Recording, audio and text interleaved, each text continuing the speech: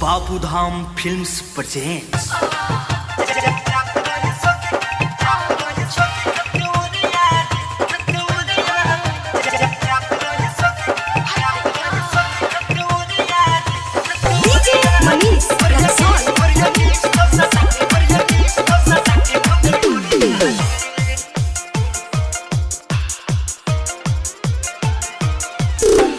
जात रही सखी के त्योरिया रे, जात रही सखी के त्योरिया रे, हाँ बोलिया रे, छौरा पिस्टल सटक के खोदल ढोरिया रे, कोरिया पिस्टल सटक के खोदल ढोरिया रे। जात रही सखी के त्योरिया रे, जात रही सखी के त्योरिया रे, हाँ बोलिया रे, छौरा पिस्टल सटक के खोदल ढोरिया रे, कोरिया पिस्टल सटक के खोदल ढोरिया रे।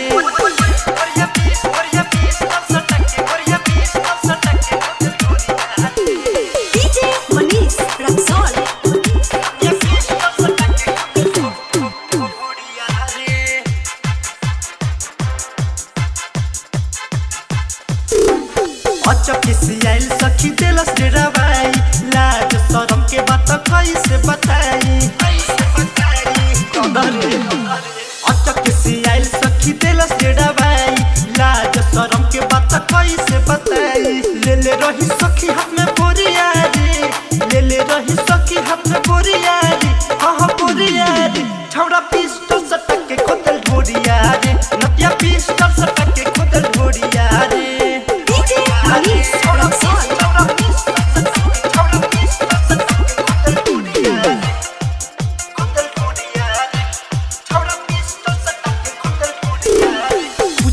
नाम का बा कहे रंजीत हो, कहे बनल हमके दिलावा के बीत हो।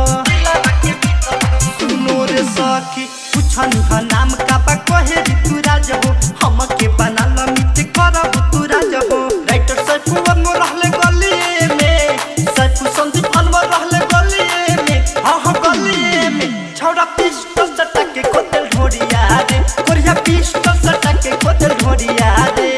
Sandeep Shah recording studio Lakhaura.